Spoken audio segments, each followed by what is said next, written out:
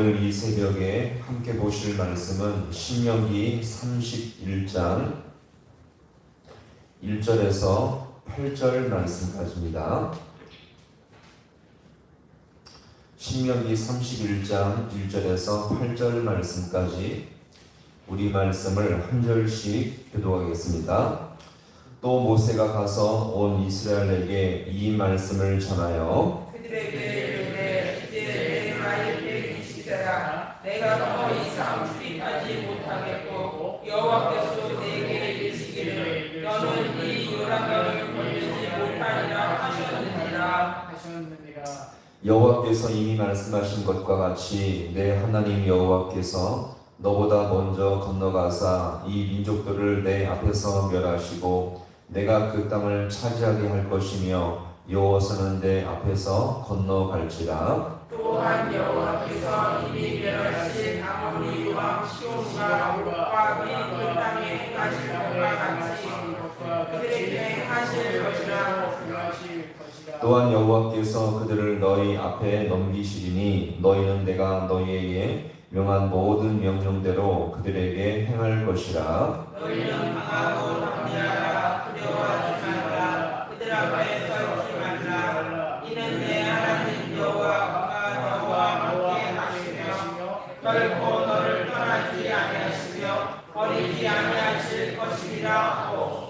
모세가 여호수아를 불러 온 이스라엘 목전에서 그에게 이르되 너는 강하고 담대하라. 너는 이 백성을 거느리고 여호와께서 그들의 조상에게 주리라고 맹세하신 땅에 들어가서 그들에게 그 땅을 차지하게 하라. 그리하면 여호와 그가 내 앞에서 가시며 너와 함께하사 너를 떠나지 아니하시며 버리지 아니하시리니 너는 두려워하지 말라. 놀라지 말라. 아멘. 할렐루야.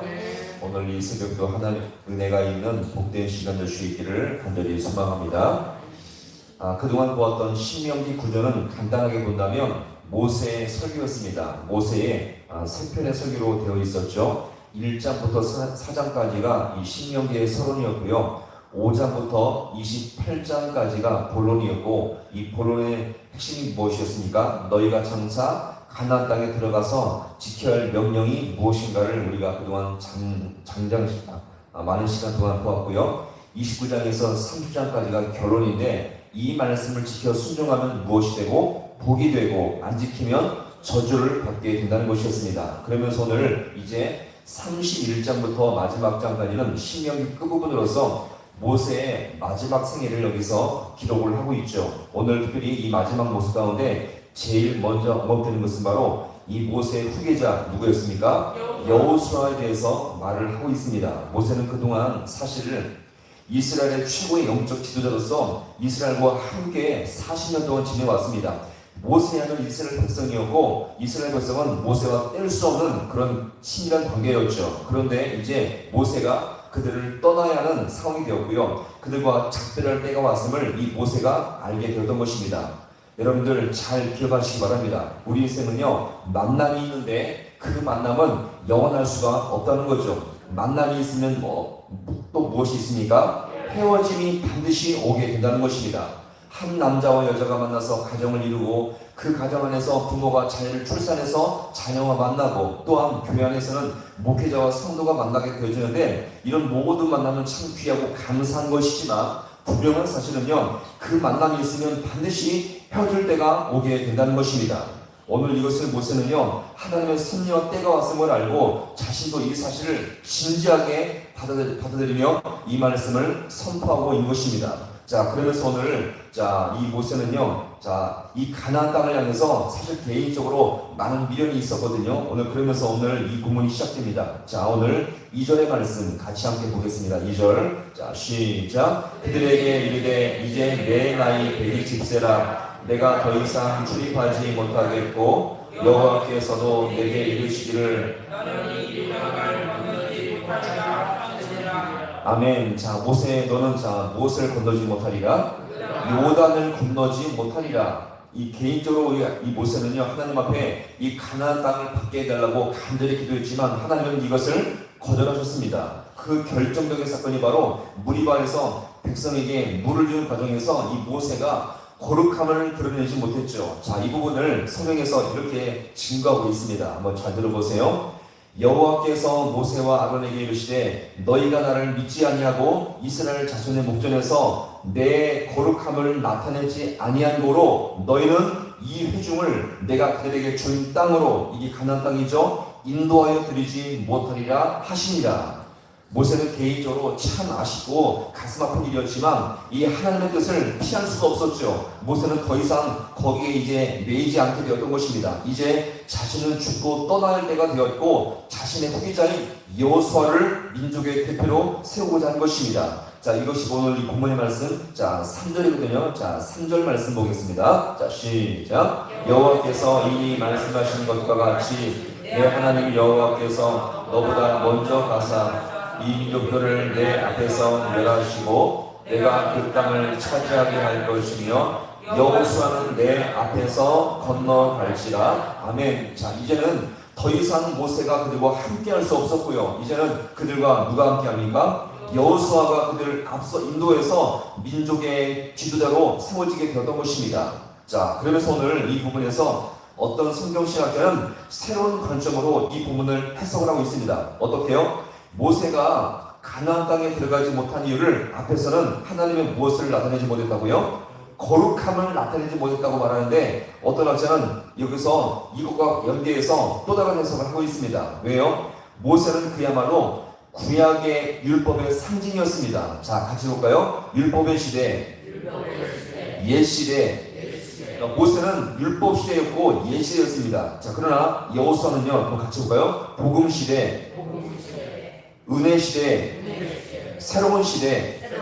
자, 그래서 모세는 율법 시대, 옛 시대의 상징이었고요. 이제 여호수아는 뭡니까? 내가 너희에게 근데 새로운 약속의 땅을 주겠다라고 해서 복음 시대, 은혜 시대, 새로운 시대를 여는 사람이 바로 이 여호수아였습니다. 자, 그럼 보세요.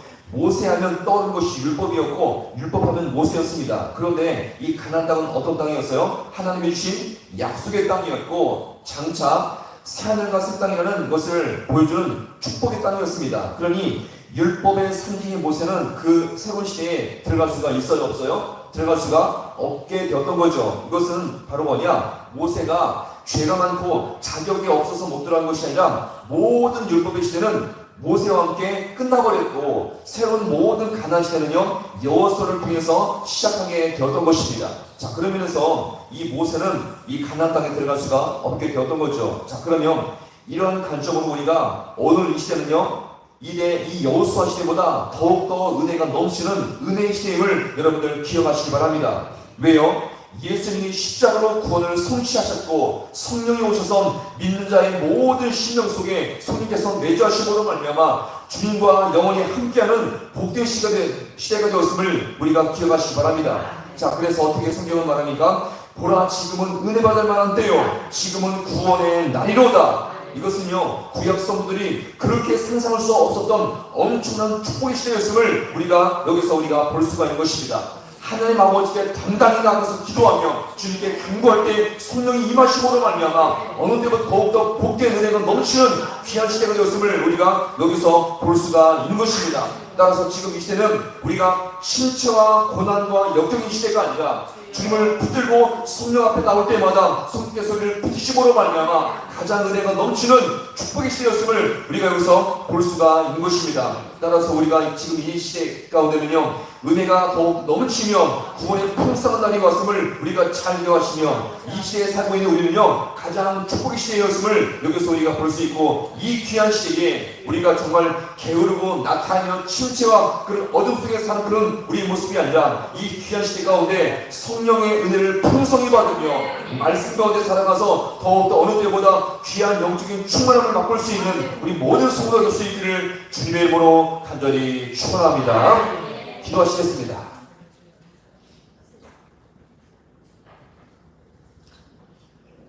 하나님 아버지, 참으로 고맙고 감사를 드립니다. 모세의 시대는 율법 시대요, 그 다음에 구약의 시대요, 옛 시대여서 이 모세와 함께 옛 시대는 다 잠들게 되었고 이제 여호수아를 통해서 새로운 시대가 시작되었던 것처럼 이것은 결국 우리에게 은혜의 시대요 성령의 시대를 아버지여 상징하는 그런 시대 가운데 아버지여 그것을 말씀하셨듯이 이제 우리를 다시 한번 주님께서 그렇게 약속하셨던 그 아버지여 구원의 시대요 은혜의 때요 성령의 시대 가운데 살게 하심을 아버지 너무나 감사를 드립니다. 구약 성도들이 그렇게 아버지 애타며 갈망하며 그렇게 원했던 그 시대를 우리가 지금 살고 있사온데 우리가 아버지의 은혜와 풍성한 구원의 시대에 살고 있으면서 여전히 침체 가운데 살고 있으며 여전히 넘어지며 여전히 어려움 가운데 살고 있으니까 우리가 이 말씀을 통해서 다시 한번 주님께 나아가서 이 은혜를 사모하게 주님 인도하여 주시옵시고 주님께 간구하며 말씀을 붙들 때마다 주님께서 우리 모든 시대 가운데 더욱더 은혜가 풍성하며 아버지 더욱더 은혜가 넘치는 복된 시대를 경험할 수 있는 우리 모든 주의 성도들 될 수 있도록 주님께서 역사하여 주시옵소서. 어떤 환난과 고난이 있을지라도 그 가운데 역사하시는 아버지여 주님의 함께하심에 아버지의 말씀과 성령이 우리를 붙이심으로 말미암아 더욱더 그 안에서 영적인 충만함을 맛보며 살아갈 수 있는 우리 모든의 생애어지에 주님께서 함께하여 주시옵소서. 이가 시대 가운데 살게 하심을 너무나 감사드립니다. 아버지 이 시대를 우리가 아버지 안에 아버지 후회스럽고 아버지 여기 있을 우리가 아버지를 실패하는 것이 아니라 모든 순간마다 우리를 붙이시는 주님의 귀하신 아버지의 은혜와 능력을 따라서 더욱더 믿음의 충만함을 맛보며 살아갈 수 있는 이 모든 생명되어지게 주님께서 역사하여 주시옵소서. 모든 것 주님 앞에 간절히 바라고 예수님의 이름으로 기도하옵나이다. 아멘.